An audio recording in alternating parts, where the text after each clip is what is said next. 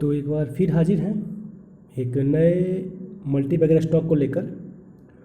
और इस बार हमने जो सेक्टर चूज किया है वो ऑयल एक्सप्लोरेशन एंड प्रोडक्शन से है। इस बार हमने इस सेक्टर में ये जानने की कोशिश की कि सबसे सस्ता और सबसे अच्छा शेयर कौन है इस सेक्टर का। तो इस एनालिसिस के बाद आपको भी ये कंफर्म हो जाएगा कि आपको किस सेक्टर में इन्वेस्ट करना है। तो आइए जानते हैं इसके बारे में और देखते हैं खुद। तो पहले मैं आपको इस सेक्टर में जो भी शेयर लिस्टेड हैं उसका मैं ब्रीफ दिखाता हूँ और वो दिखाता हूँ कि ये शेयर किस तरह से सस्ता या महंगा है और कौन सा शेयर हमारे लिए अच्छा होगा। तो देखिए इसमें इतने सारे आपको दिख रहा होगा स्क्रीन पे, इतने सारे शेयर इसमें लिस्टेड हैं। जैसे रिलायंस है, पेट्रोनेट एलएनजी, ऑयल इंडिया, इस तरह से ओएनजीसी, इस तरह से बहुत बड़े बड़े कंपनी इसमें लिस्टेड हैं। तो अब देखिए इसमें हमने ये निकाला है, पीवी रेशियो निकाला है हर कंपनी का और इसमें मैंने इंडिकेट भी कर दिया है।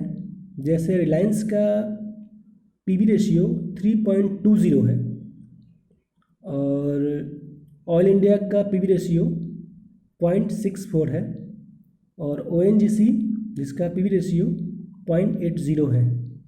हमने वही बड़े कंपनी का रेशियो निकाला है जिसमें कि ये आगे चलने की क्षमता और आगे बढ़ने का ग्रोथ अच्छा हो इसमें। तो पीवी रेशियो देखिए, जैसे मैंने बताया रिलायंस का 3.20 है, यानी कि रिलायंस अपने भाव से यानी कि जो इसका बुक वैल्यू है उस भाव से ये 3.2 गुना ज़्यादा पे चल रहा है। यानी कि इसका बुक वैल्यू 736 रुपया है और इसका ट्रेड प्राइस हो रहा है वो 2245 रुपये का ट्रेड हो रहा है। ठीक है, उसके बाद आप चलें ऑयल इंडिया पे। इसका जो बुक वैल्यू है 224 है, यानी कि 224 रुपया इसका बुक वैल्यू है और अभी ये ट्रेड कर रहा है 143 पे। इसी तरह से ओएनजीसी जिसका पीवी रेशियो 0.80 है और इस तरह से इसका बुक वैल्यू 154 है। तो आप देख सकते हैं कि ये कंपनियां, जैसे आपने कंपेयर किया कि इसका प्राइस, रिलायंस का प्राइस 2245 है लेकिन उसका रियल प्राइस कितना है, 736 रुपया। उसी तरह से ऑयल इंडिया जिसका अभी जो ट्रेड कर रहा है प्राइस 143 है और वो उसका रियल वैल्यू 224 है, यानी अपने रियल वैल्यू से कम पे ट्रेड कर रहा है। तो इसमें आगे जाने की क्षमता ज़्यादा है। उसी तरह से ओएनजीसी, अब इसका रियल वैल्यू 154 है लेकिन वो ट्रेड कर रहा है 124 पे, यानी कि इसमें भी आगे जाने की क्षमता है। तो इस तरह से तो हम समझ गए कि सस्ता शेयर कौन है, ऑयल इंडिया और ओएनजीसी। अब इसमें देखते हैं कि सबसे बढ़िया कौन है और बढ़िया जानने के लिए इसका जानना जरूरी है कि इसका अर्निंग पर शेयर क्या है, यानी कि ईपीएस क्या है। रिलायंस का ईपीएस देखिए 49 रुपीज़ का है और ऑयल इंडिया का ईपीएस 23 रुपीज़ का है, लेकिन यह करेक्शन करना होगा, ऑयल इंडिया का ईपीएस 17 रुपये का है रियल में और ओएनजीसी का 1.30% है। तो अब देखिए कि रिलायंस कंपनी जिसका शेयर प्राइस 2245 रुपया है उसका ईपीएस 49 रुपीज़ है और ऑयल इंडिया जिसका प्राइस 143 रुपया है उसका प्राइस ईपीएस प्राइस 17 रुपया है। ठीक है, और ओएनजीसी जिसका 124 रुपीज़ प्राइस है उसका ईपीएस 1.30 है।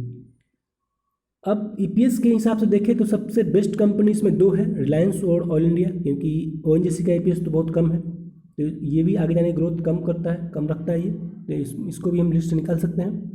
अब रहा रिलायंस और ऑयल इंडिया। अब देखिए कि ऑयल इंडिया का प्राइस तो पहले बताया मैंने कि वो अपने बुक वैल्यू से बहुत कम पे ट्रेड कर रहा है, यानी कि इसमें 224 तक जाने की क्षमता है ताकि वो अपने फेयर वैल्यू पे आए।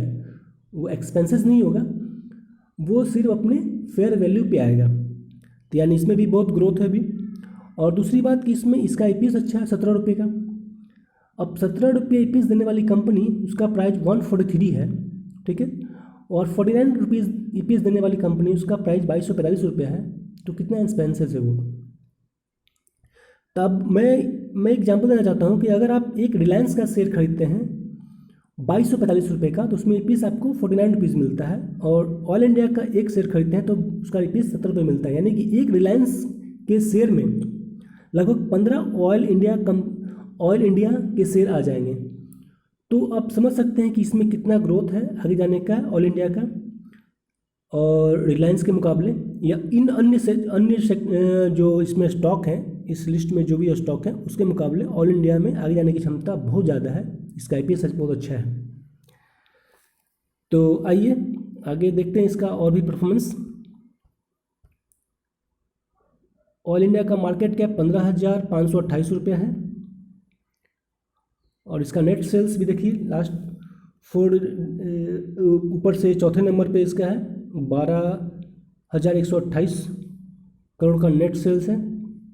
नेट प्रॉफिट देखिए इसका 2,584 करोड़ का प्रॉफिट कमाती है। और इस हिसाब से देखें और इसके ईपीएस के हिसाब से देखें तो बहुत बढ़िया अच्छा कंपनी है ये। टोटल एसेट इसका 42,841 करोड़ का है। ये तो मैंने कंपेयर कर दिया ईपीएस और इसका लास्ट प्राइस। लायबिलिटी देख लीजिए इसका 20.7, यानी कि टोटल एसेट का टोटल सेल का 20.74% इसका लायबिलिटी है। डेप्ट है इस पर। ये इसका शेयर होल्डिंग पैटर्न है। इसमें एफआईआई भी शामिल है। देखिए एफआईआई अपना हिस्सेदारी बढ़ा रहा है। Banks, financial institute, mutual fund की भी हिस्सेदारी बढ़ी है इसमें। यानी कि इस हिसाब से देखें तो आने वाले कुछ समय में मैं तो ये कहता हूँ कि आज आप डेट लिख लीजिए और 2 महीने बाद इस शेयर का प्राइस देखिएगा और रिलायंस का प्राइस देखिएगा, दोनों कंपेयर कीजिएगा, आपको सबसे अधिक ऑयल इंडिया का प्राइस हाइक मिलेगा। ये गारंटेड है। आप इसको नोट भी कर सकते हैं आज डेट का। तो इस तरह से हमने देखा कि ईपीएस और इसका प्राइस, बुक वैल्यू का प्राइस के हिसाब से ऑयल इंडिया जो बहुत ही अच्छी कंपनी लग रही है। और इसमें आप जो भी शेयर देख रहे हैं वो सब का ईपीएस आप देख लीजिए। अगर ईपीएस अच्छा रहेगा तो ही शेयर वो ग्रो करेगी, नहीं तो उसका ग्रो रुक जाएगा। और अगर जिसका कुछ ईपीएस अच्छा भी है तो उसका प्रॉफिट बहुत कम है। आप प्रॉफिट मैंने दिखाया आपको, प्रॉफिट देख लीजिए इसमें। एसएन एनर्जी का प्रॉफिट 4 करोड़ का, सिलान एक्सप्लोरर का 22 करोड़ का, जिंदल ड्रिलिंग का 26 करोड़ का, एचओईसी का 140 करोड़ का। तो 113 रुपये का शेयर, 124 रुपये का शेयर, 157 रुपये का शेयर होते हुए भी इसका प्रॉफिट 22 करोड़, 26 करोड़, 41 करोड़ है। तो उससे तो लाख बेटर है ऑयल इंडिया कंपनी जिसका प्रॉफिट 2584 करोड़ का है और ईपीएस भी बहुत बढ़िया है। तो जब भी आप ये शेयर चूज करते हैं, खरीदते हैं, तो ये सब ध्यान दिया कीजिए कि इसका ईपीएस क्या है और इसका बुक वैल्यू क्या है। जैसा मैंने यहाँ बताया, तो आपको इस सेक्टर में जो भी शेयर हैं उसमें से शेयर आप कंपेयर कर लीजिए और देख लीजिए कि कौन सा शेयर, आप भी सर्च कर सकते हैं, इसको देख लीजिए एक बार। जहाँ तक मैंने बताया, मुझे तो ये शेयर बहुत बढ़िया लग रहा है और होप सो कि आपको भी ये क्लियर हो गया होगा। बुक वैल्यू और उसका ईपीएस को देखकर, उसका प्रॉफिट को देखकर, उसका शेयर होल्डिंग पैटर्न को देखकर कि कौन सा शेयर बहुत बढ़िया है और कौन सा शेयर आगे जाकर बहुत ज़्यादा ग्रोथ कर सकता है। तो मिलते हैं फिर अपने नेक्स्ट वीडियो। कल मैं एक वीडियो बनाऊंगा ऑयल, आज तो मैंने बना दिया ऑयल एक्सप्लोरेशन और प्रोडक्शन पे। कल मैं बनाऊंगा रिफाइनरीज पे कि उसमें जितने भी शेयर हैं उसमें से कौन सा शेयर बढ़िया है और कौन सा शेयर आगे जाने का ग्रोथ रखता है। तो दो कंपनियों का जो अभी ऑयल मार्केटिंग रिजर्व करती है, तो एक तो मैंने कंफर्म कर दिया कि ऑयल एक्सप्लोरेशन और प्रोडक्शन में कौन सा शेयर परचेज करना चाहिए, और दूसरा रिफाइनरीज का मैं कल वीडियो बनाऊंगा, उसमें भी मैं कंपनी का कंपेयर कर दूंगा कि कौन सा कंपनी बेटर कर रही है और आगे जाके बेटर कर सकती है, और किसका ईपीएस, किसका प्रॉफिट और किसका शेयर किस टाइप का है। तो उसके लिए आपको मेरा चैनल सब्सक्राइब करना होगा, और कल एक वीडियो लेकर मैं आऊँगा, उसको देख लीजिएगा। तो आपका दोनों सेक्टर का जो शेयर है उसके बारे में आपका डिसीजन कंप्लीट हो जाएगा, क्लियर हो जाएगा कि मुझे कौन सा शेयर परचेज करना है। क्योंकि अभी ऑयल इंडिया और ऑयल क्षेत्र को लेकर, जैसा कि पेट्रोल का प्राइस हाइक हो रहा है, तो ये जो कंपनीज में लिस्टेड है उसको बहुत ज़्यादा बेनिफिशियरी होने वाली है। तो इस हिसाब से दोनों सेक्टर में जो भी शेयर हैं उसके बारे में हम लोग को क्लियर होना चाहिए कि कौन सा शेयर खरीदना है और कौन शेयर को हमको अवॉइड करना है, नहीं खरीदना है। तो मिलते हैं नेक्स्ट वीडियो में। Thank you very much.